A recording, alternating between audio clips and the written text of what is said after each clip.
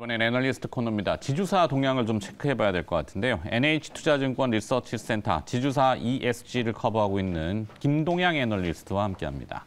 어서 오십시오. 네, 안녕하세요. 네. 자, SK그룹부터 먼저 봐야 되겠습니다. 영 주가가 힘을 못 쓰고 있던데요. 이유가 뭘까요? 예, 사실 뭐 쉽지 않은데요. 일단 사업적으로는 잘 하고 있습니다. 뭐 SK그룹이 수소, 반도체 소재, 바이오, 디지털 이 4대 축으로 사업 포트폴리오 확장은 뭐 계속 하고 있고요.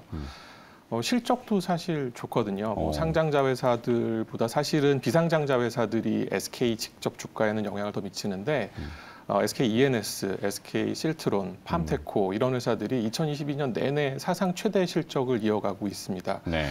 특히 배당 기여도가 상당히 높은 SK ENS 같은 경우는 작년 4분기에도 S&P 그러니까 개통 한계 가격이 사상 최대치를 보였죠. 그래서 지금 12월부터 3달 동안에는 뭐 한시적으로 캡을 씌우고 있긴 한데요. 뭐 이런 거 감안을 하면은 ENS 연간 영업이익 최대치가 한 7천억 원 정도였는데 22년도에는 뭐 한 2조 원 정도, 한 3배 정도가 나올 겁니다. 배당 성향이 70% 이상인 걸 감안을 하면은 SK가 올해 3월 달에 그 배당만 받더라도 유동성 측면에서는 상당히 뭐 강화가 될 걸로 보고 있습니다.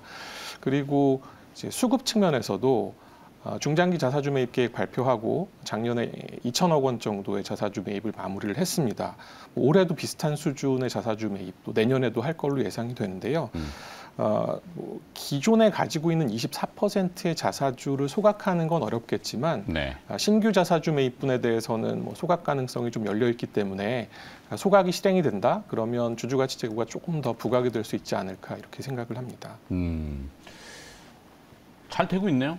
이익도 많이 나고. 주가 이제 SK 지주사 SK는 사실 제 기억에는 아마 주가를 100만 원 이상으로 공헌을 했던 것 같은데 지금 20만 원도 안 되고. 뭐 25년을 향해서 열심히 그래서 하고 그렇죠. 있는 것 같습니다. 뭐 나중에 어떻게 될지 모르지만 근데 이제 SK 하이닉스의 실적이 좀 부진한 부분과 그다음에 SK 스퀘어의 주가가 계속 미끄러지고 있는 부분 이런 것들이 이제 주주들한테 좀 외면을 받아서 가격적으로는 내려가 있는 것이 아닌가.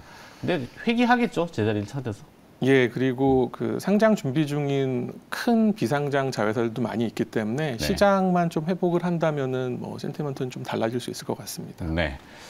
하여튼 남들이 다 안 볼 때가 오히려 조용한 기회가 있는데 어떻게 될지 봐야 되겠네요.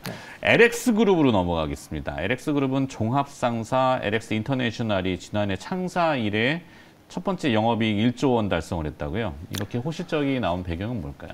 예, 그 옛날 LG 상사죠. LX 인터내셔널이 하는 사업이 전통적인 트레이딩 그리고 석탄을 필두로 한 자원 개발 그리고 또 연결자 회사인 LX 판토스를 통한 물류 사업 요 세 가지를 하고 있는데 2020년까지만 해도 연간 영업이익 2천억 원 내기가 쉽지가 않은 회사였거든요.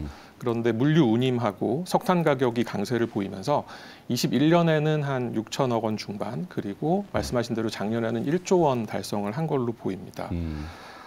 이제 중요한 키가 물류 운임하고 석탄 가격인데 운임은 좀 조정을 보였고요. 석탄 가격은 여전히 강세입니다. 근데 이제 두 가지를 다 보수적으로 보더라도 그 작년에 석탄으로 돈을 많이 벌어서 한국유리공업 그리고 포승 그린 에너지라는 회사를 인수를 했어요. 네. 이제 올해 온기 반영이 되면 연간으로 영업이익 한 500억 정도가 더해질 겁니다. 그래서 보수적으로 보더라도 올해 영업이익 7천억 원 이상, 작년보다 조금 빠지긴 하지만 그래도 뭐 우려하는 수준의 폭락, 뭐 2천억 원대 회기 이런 거는 없을 거고요. 7천억 원 수준으로 보더라도 밸류에이션은 PER 4배, 배당 수익률 7배거든요. 여기에다 이제 신사업으로 이제 석탄으로 돈을 벌어서 트랜지션을 계속하고 있습니다. 이제 말씀드린 한국유리공업이나 포승도 있고 그 친환경 플라스틱 생산법인 투자해 놓은 것도 있는데요. 이게 이제 내년이면 생산이 시작이 되고요. 또 뭐 시간이 좀 끌고 있긴 한데 2차 전지 제조에 필수적인 니켈 광산 인수도 추진을 하고 있습니다. 그래서 이런 것들이 실현이 되면 적용되는 멀티플 자체가 좀 레벨업이 되지 않을까 이렇게 기대를 하고 있습니다. 네. 뭐 한간에 세간에서 이슈가 많이 되는 2차 전지 소재 중에 니켈 말씀하셨던 그리고 또 뭐 리튬 이런 것들이 직접적인 관련성 기업은 사실 거래를 하는 기업인데 시장은 항상 그거보다는 작은 것들을 선호하기 때문에 실적이 나는 건 그냥 그들끼리 얘기라고 이렇게 생각을 많이 하잖아요. 많이 소외되는 게 좀 안쓰럽긴 한데 자 다음은 삼성으로 좀 넘어가서 삼성은 지주사가 공식적으로는 없고 삼성물산이 그 역할을 하고 있고 이번에 또 이제 삼성생명법이 또 이슈가 되고 있던데요. 삼성물산 얘기를 좀 해주세요. 예, 뭐 계속 이제 저평가 종목만 말씀을 드리니까 좀 그런데 이 저평가가 삼성물산은 그래도 좀 점진적으로 해소되지 않을까 그런 가능성이 가장 높은 종목이라고 생각이 되고요.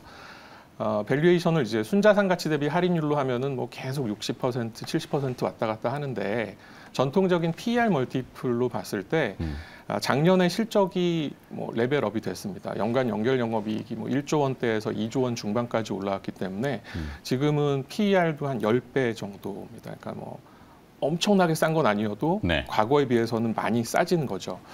그리고 이제 총수가 이제 뭐 재판 리스크 완전히 다 끝났죠. 그래서 그렇죠. 뭐 이것과 관련돼서 지배구조 관련된 피해 직간접적으로 많이 받아왔던 것도 더 이상 없을 걸로 생각을 하고 있습니다. 그 펀더멘탈 측면에서는 건설이 워낙에 안정적이에요. 그 삼성전자 평택 이제 전국적인 인력의 블랙홀이라고 그러죠. 지금 네. 거기 굉장히 잘 되고 있는데 안정적으로 실적이 나오고 있고 연결이긴 하지만 삼성 바이오로직스 성장세 굉장히 가파릅니다. 나머지 사업부 상사도 이익 체력이 올라갔고 기타 사업부들도 이제 코로나19 영향에서는 완전히 벗어났기 때문에 실적적으로는 상당히 견조한 실적이 나올 걸로 보이고요. 그리고 작년부터 달라진 게 그 친환경, 바이오, 디지털 요 신사업을 강화하겠다라고 해서 매 분기 실적 발표 때마다 아주 뭐 새로운 뉴스들을 계속 이제 내놓고 있습니다. 네. 이런 신사업에 대한 의지도 상당히 좀 고무적인 것 같고요.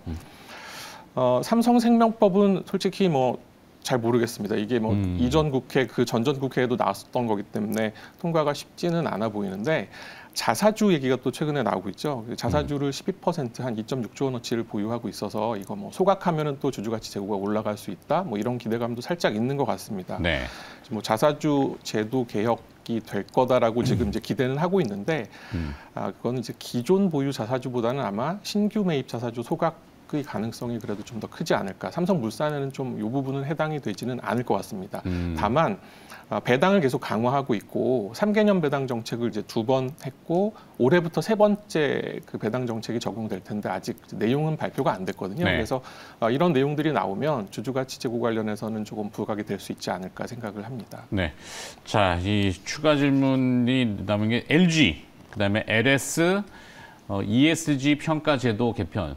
요하고 그다음에 이제 관심 기업입니다. 네 가지 질문을 2분 안에 선택적으로. 예. 앞에 시간 조절을 잘못했어요. 그러게요. 예. 그 먼저 LG부터 말씀을 드리면요. 뭐 바뀐 건 없는데 주가는 그래도 시장 수익률보다는 좀 좋았죠. 이게 이제 여기도 중장기 자사주 매입 계획 5천억 원을 내년까지 하겠다 그랬는데 지금 벌써 한 1,800억 원 정도 샀습니다. 1.5% 정도를 샀고 아마 속도는 올해에도 빠르게 진행이 될 것 같습니다. 그래서 수급적으로 나쁘지 않고요. 마찬가지로 자사주 소각을 전격적으로 결정한다? 그러면 이 부분이 좀 긍정적이지 않을까 생각이 됩니다. LS는요. 네. 동가격하고 환율이 키인데 사실은 작년 고점 대비해서는 좀 조정을 보이는 상황이거든요. 근데 올해 달라진 점은 옛날 LS 리코동 재련, 지금 LS M&M이 이제 지분이 100%까지 올라왔기 때문에 여기서부터 배당 수입도 올라가고 연결 영업이익도 늘어나고 그리고 이제 시장이 좋아지면 아마 이제 IPO를 하게 될 가능성이 그렇죠. 높죠. 그래서 이런 것들의 수혜가 있고요. 여기는 사실 지주사라기보다는 그냥 워낙에 다 비상장이기 때문에 그 PR 멀티플로 4배라는 점, 이것도 굉장히 싸다라고 말씀드릴 수 있겠습니다. 네. 그리고 ESG 평가는 사실 이제 작년 말에 KCGS라고 한국거래소 산하의 한국 ESG 기준원이라는 데에서 이제 평가 결과가 나온 게 조금 낮아졌는데 그러니까 이게 기업들이 ESG를 못해서 평가 결과가 낮아진 게 아니라 기준이 좀 높아진 겁니다. 기업들은 아시는 것처럼 몇 년 전서부터 ESG 경영, 특히 이제 ESG 등급 대응을 굉장히 열심히 하고 있거든요. 그래서 네. 이거는 단기적인 이슈이고 내년 이후에는 아마도 중장기적으로 ESG 등급 평가가 올라갈 거고요. 오히려 이제 문제는 앞으로 3, 4년 후에 ESG 투자가 이제 디폴트가 됐을 때 모든 기업들이 등급이 굉장히 높아서 변별력이 떨어질 수 있다. 이게 오히려 이슈가 될 수 있을 것 같습니다. 네. 그래서 선택을 오늘 하자면은 하나 찝어주시면 죄송합니다. 단기적으로는 지금 이제 그 유가 빠지고 뭐 이런 것들 때문에 그 공매도가 나오면서 주가가 많이 조정을 보였다가 살짝 반등하고 있는 LX 인터내셔널이 단기적인 트레이딩 아이디어이고요. 네. 중장기적으로 지주회사들은 다 싸지만 그중에서 말씀드렸던 삼성물산이 여러 가지 상황이라든가 그 의지가 조금 더 높지 않을까 이렇게 보고 있습니다. 감사합니다. NH투자증권 리서치센터 지주사 ESG 커버하고 있는 김동양 애널리스트가 수고해 주셨습니다. 고맙습니다. 네, 감사합니다.